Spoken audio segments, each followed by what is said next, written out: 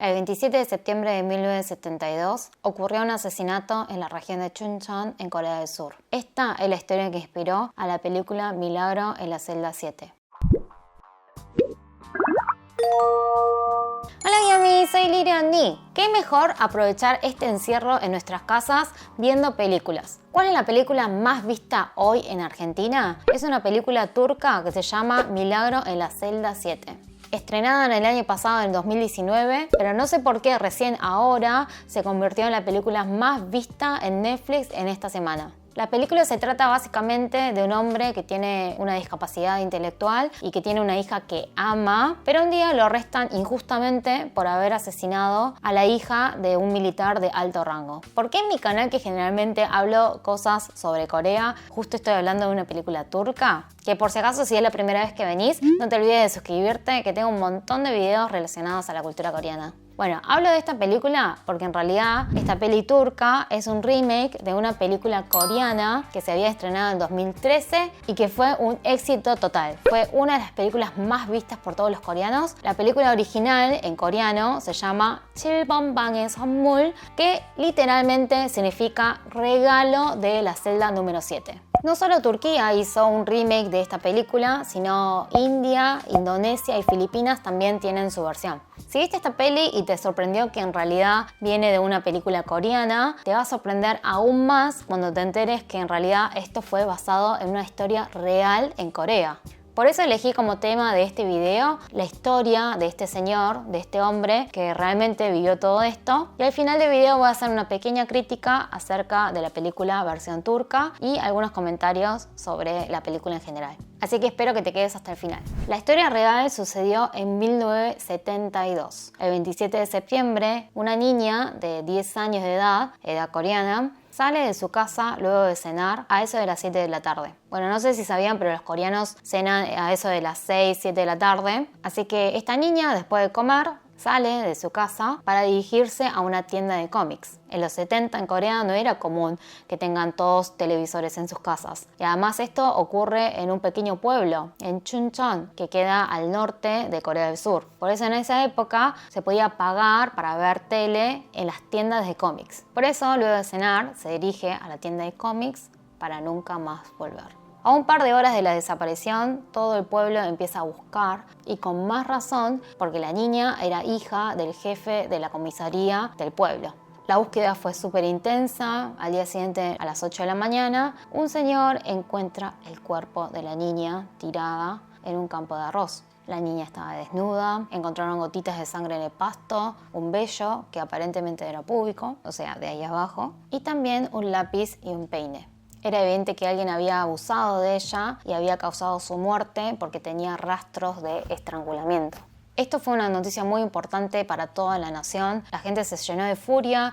Una niña y además hija de un comisario. Estos policías que luchan para la seguridad de la gente. Uno se imagina que por su trabajo pueden llegar a tener enemigos que quieren tramar alguna venganza contra ellos. Toda esta noticia llega a los oídos del presidente de ese momento, que era el presidente Park Chung-hee, el presidente Park, y ordena inmediatamente que comuniquen a los policías de que en 10 días quieren que atrapen al criminal y que si no lo atrapan en 10 días iba a castigar a los responsables de este caso. Lo primero que piensa la policía es que el autor de este crimen seguramente fue algún dueño de una tienda de cómic. Entre ellos encuentran a 20 sospechosos y le ponen el foco de atención a un señor dueño de una tienda de cómics llamado Chung Won-sop, de 38 años, que le vamos a llamar el señor Chung. Era un señor común, padre de familia, que estudiaba teología en la ciudad, pero se volvió a su pueblo natal por cuestiones económicas, de que no podía seguir estudiando, y se abrió una tienda de cómic. Obviamente este señor negaba de que él era el asesino, que no tenía nada que ver. Él decía que esa noche estaba tomando makgeolli, que es una bebida alcohólica coreana, con 2 vecinos del pueblo. Faltaban solo 4 días para que se cumplan los 10 días que tenían de tiempo para agarrar al criminal. Lo que hicieron estos policías fue encerrar a este señor Chung, maltratarlo, no dejarle dormir, torturarlo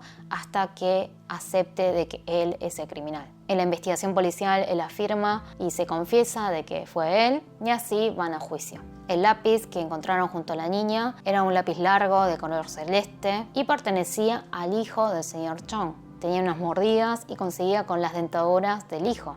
El peine que encontraron pertenecía a la empleada del señor Chong de la tienda de cómics. Había testificado que el señor Chong le había pedido prestado ese peine y que nunca se le había devuelto. También testificó de que el señor Chong solía ser pervertido y abusaba de las empleadas. Lo decisivo de poner bajo las rejas a este señor fue que encontraron su ropa interior con manchitas de sangre perteneciente a la hija del comisario. Todo indicaba y no quedaba dudas de que el culpable era el señor Chong, aunque en el juicio él se arrepiente y dice que en realidad es inocente. Pero ya a esa altura nadie le creía. No le dieron en la película la pena de muerte, pero sí le dieron cadena perpetua. Ante esta noticia, el papá del señor Chong se choquea tanto que al final termina muriendo. Y con respecto a su familia, a su esposa y sus hijos, que perdieron el sostén del padre, sufrieron de una difícil vida económica y también social, porque todo el pueblo los recriminaba. Y lo más trágico fue que la señora perdió una pierna en medio de un accidente de tránsito. La vida en la cárcel del señor Chong obviamente fue un infierno.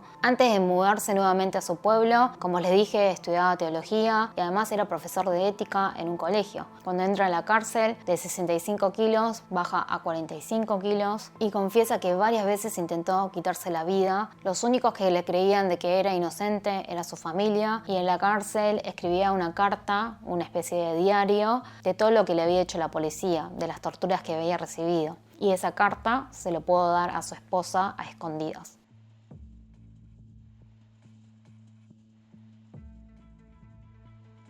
Pasan 15 años y el 24 de diciembre de 1987 liberan al señor Chong por haber sido un prisionero ejemplar. De cadena perpetua le redujeron la condena a 15 años. Cualquiera podría decir que es una buena noticia, pero no según él, porque él insiste de que es inocente.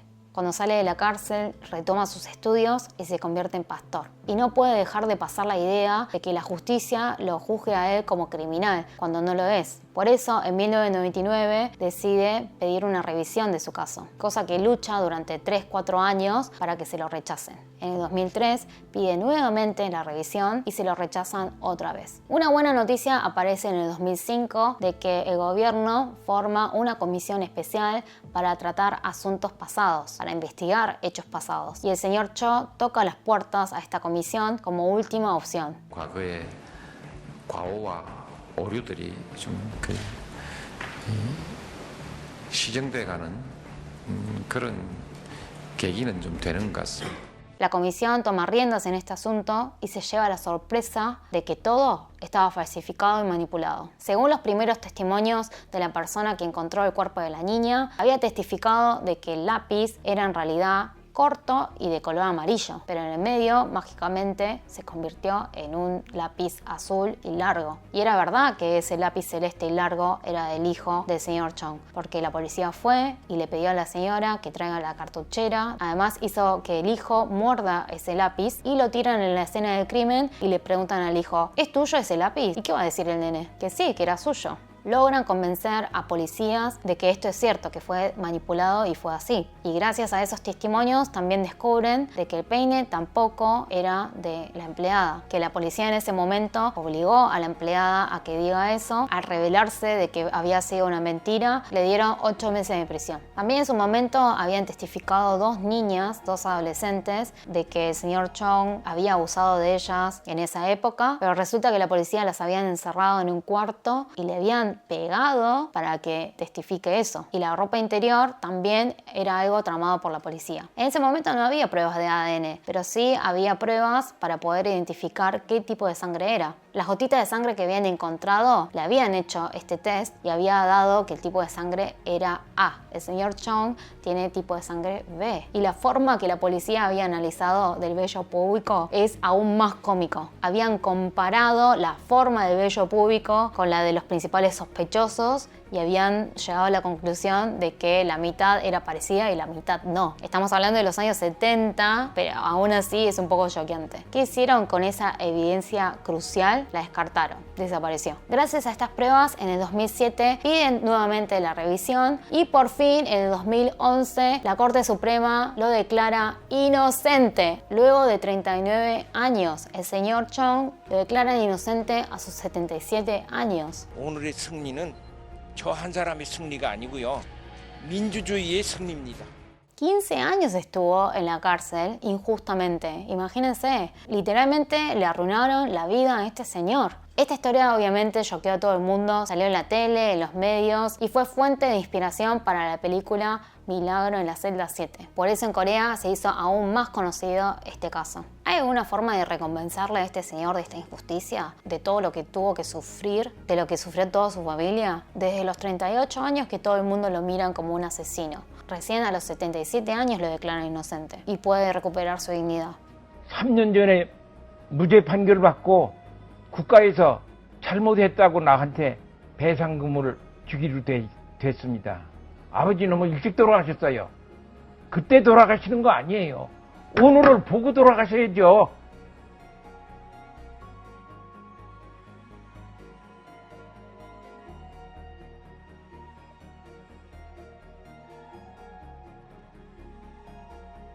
Bueno, esta es la historia real de lo que pasó realmente en Milagro en la celda 7. Como ven, la película no es igual a la historia real, fue una inspiración. La película dramatiza más porque ponen como personaje principal a un hombre con discapacidades intelectuales y toca mucho más los corazones de todos porque enfatizan el amor que tiene el papá por la hija. Y tampoco la historia de la vida real estuvo sentenciado a pena de muerte, sino a perpetua. Pero sí realmente se inspiraron de esta historia para mostrar el poder que puede influir una persona con una jerarquía alta, que con torturas cualquiera puede admitir que es un asesino, y la injusticia misma. Mi pequeña crítica a la película versión turca es que como esto está inspirado en una historia real y obviamente no tienen que respetar lo que había sido la versión real, incluso la versión coreana también está un poco transfigurada, pero el foco de lo que quiere mostrar la película coreana es que vieron que la hija después crece y se hace abogada y hace un juicio y puede recuperar la dignidad de su padre porque el juicio final lo declaran como inocente. Eso sí reflejó bien la vida del señor Cho, que nunca desistió en luchar para que la verdad salga a la luz. En cambio, en la versión turca, el protagonista queda como el autor del asesinato. El final de ambas películas es lo que realmente los diferencia, terminan muy diferentes. Creo que no llegó hasta la versión turca la intención de por qué se inspiraron en hacer esta película, la importancia de hacer revelar la verdad, que pueda recuperar su dignidad y de que por fin lo declaren como inocente. Para mí la versión coreana me pareció mucho más entretenida, divertida y triste, porque la versión turca termina con un final feliz, pero la versión coreana termina en una versión más trágica. Otra razón de por qué tienen que ver la versión coreana es que no se pueden perder las actuaciones del actor Lee Seung-young, que también aparece como uno de los protagonistas de la serie coreana Kingdom, que tanto recomiendo y está en Netflix. Independientemente de cómo termina cada versión, no queda dudas de que es una película con una historia muy bella, muy hermosa. Si te gustan este tipo de películas, también te quiero recomendar otra película coreana que se llama 우리들의 행복한 시간. En serio van a llorar a mares. En inglés se llama Maundy Thursday. Es una película de 2006 protagonizada por Lee Na-young y Kang Dong-won. Y es una de las películas que me hizo reflexionar mucho acerca de la pena de muerte. Espero que te haya gustado el contenido de este video. Si te gustó, no te olvides de dejar tu like y suscribirte en el canal. Te lo digo en coreano y es 좋아요와 구독을 눌러주세요. Chao, kyomis.